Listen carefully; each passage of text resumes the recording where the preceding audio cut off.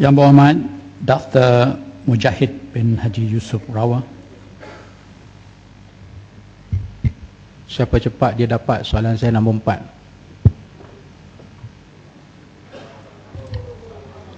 Terima kasih Yang Berhormat. Terima Jawab kasih cepat, kepada Yang Berhormat. jawab cepat-cepat Yang Berhormat, nanti Mujahid melompat. Kepada Yang Berhormat daripada Farid Bunta atas soalan yang dikemukakan dalam Dewan ini. Untuk makluman Dewan, Kementerian Perdagangan Antarabangsa dan Industri ataupun MITI adalah salah sebuah kementerian yang dipertanggungjawabkan dalam pembangunan keusahawanan Bumiputra. Berdasarkan maklumat yang diterima bagi tahun 2012, sebanyak 16 agensi di bawah 8 kementerian telah yang terlibat dalam melaksanakan program khusus bagi pembangunan keusahawanan Bumiputra dan telah diberi peruntukan sebanyak ringgit Malaysia 1.35 bilion. Pecahan peruntukan mengikut kementerian dan agensi adalah seperti berikut. Jabatan Perdana Menteri melalui 4 program ataupun dana Equity Nasional Berhad atau Equinas sebanyak ringgit Malaysia 700 juta. Program keusahawanan Perbadanan Usahawan Nasional Berhad atau PUNB dan Majlis Amanah Rakyat MARA sebanyak ringgit Malaysia 100 juta. Program pembangunan Bumiputra dari pelbagai agensi sebanyak ringgit Malaysia 221.5 juta dan 17 ringgit Malaysia 17 juta yang diperuntukkan untuk kegunaan teraju. Program pembangunan hartanah dan modal insan Bumiputra Pulau Pinang Perdah sebanyak ringgit Malaysia 82.5 juta.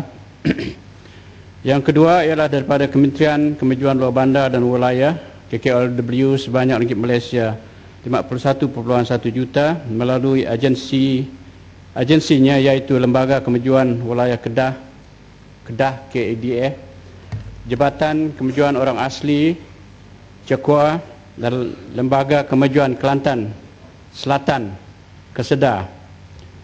Yang ketiga, Kementerian Pertanian dan Industri Asas Tani MOA bagi projek tabung ekonomi kumpulan usahawan niaga ataupun tekun sebanyak ringgit Malaysia 150 juta.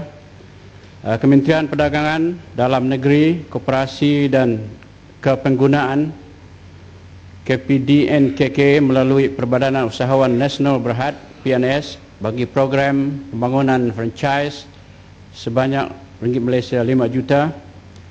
Kementerian Perdagangan Antarabangsa dan Industri MITI ringgit Malaysia 42.2 juta iaitu bahagian pembangunan usahawan Bumiputra atau BPU ringgit Malaysia 3 juta, SME Corp Malaysia ringgit Malaysia 30 juta dan Matrade ringgit Malaysia 9.2 juta.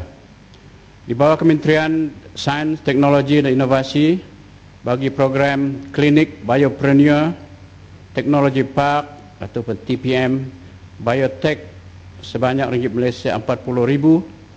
Kementerian Pembangunan Perindustrian Sabah bagi Sabah Economic Development Corporation SEDCO dan Jabatan Hal Ehwal Wanita Sabah JEHWA sebanyak ringgit Malaysia 1.1 juta.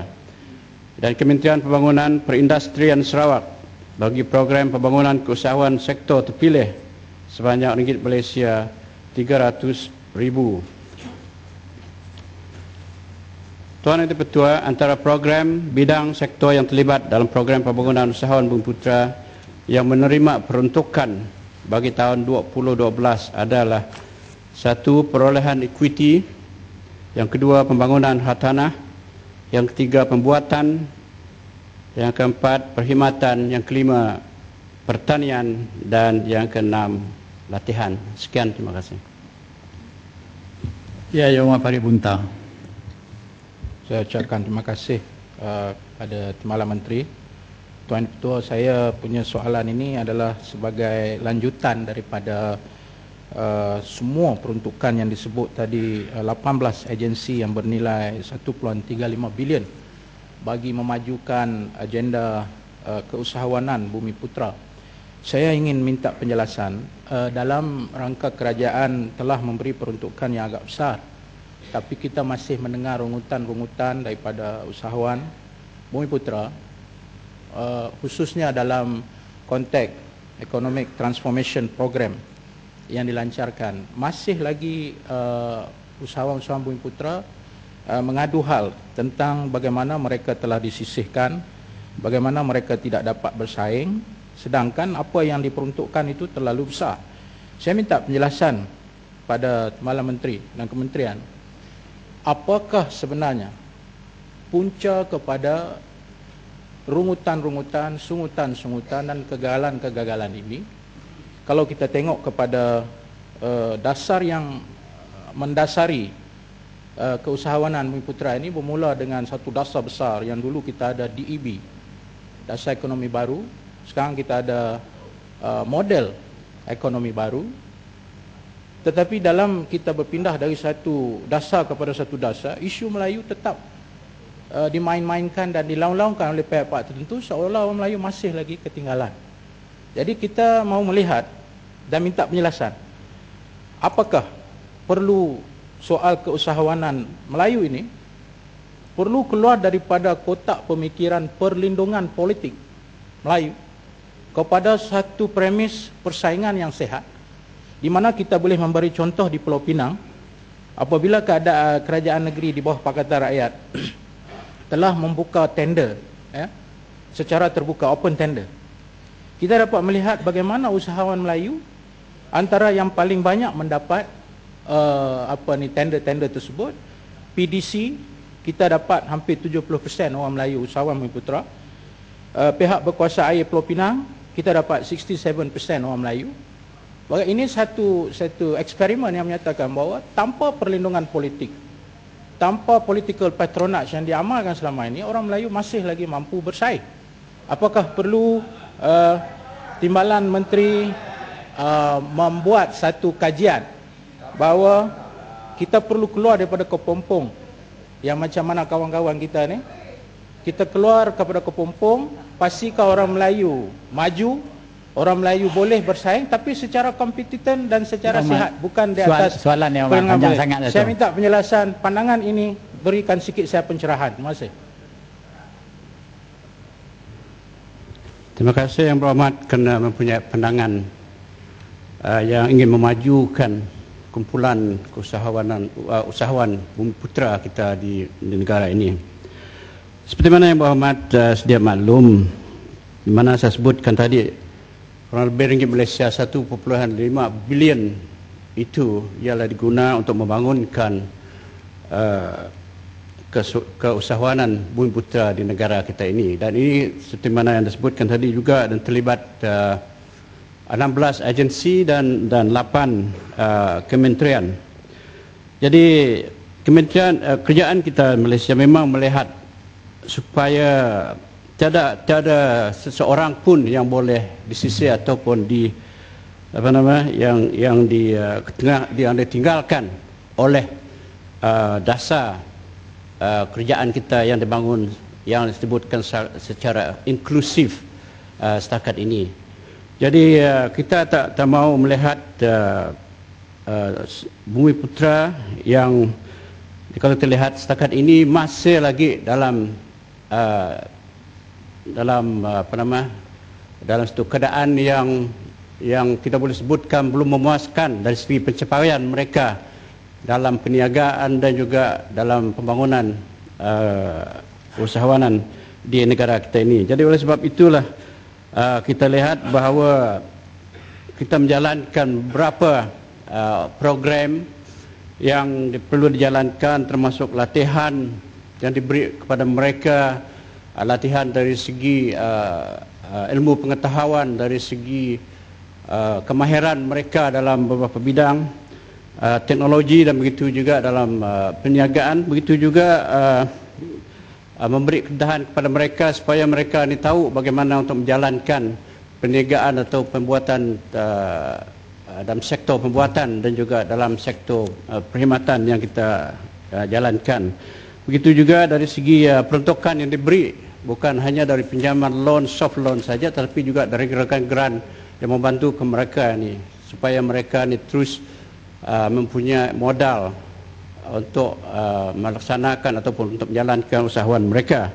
Dan itu juga dari segi pasaran pula.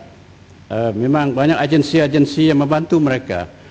Jika mereka ni di bawah Kementerian Pertanian ataupun dalam bidang pertanian, perikanan dan juga produk-produk sampingan, mereka ini dibantu supaya pemasaran mereka ini dibuat dan kualiti produk-produk mereka ini perlu dijual dengan sebaik dan dengan branding yang cukup.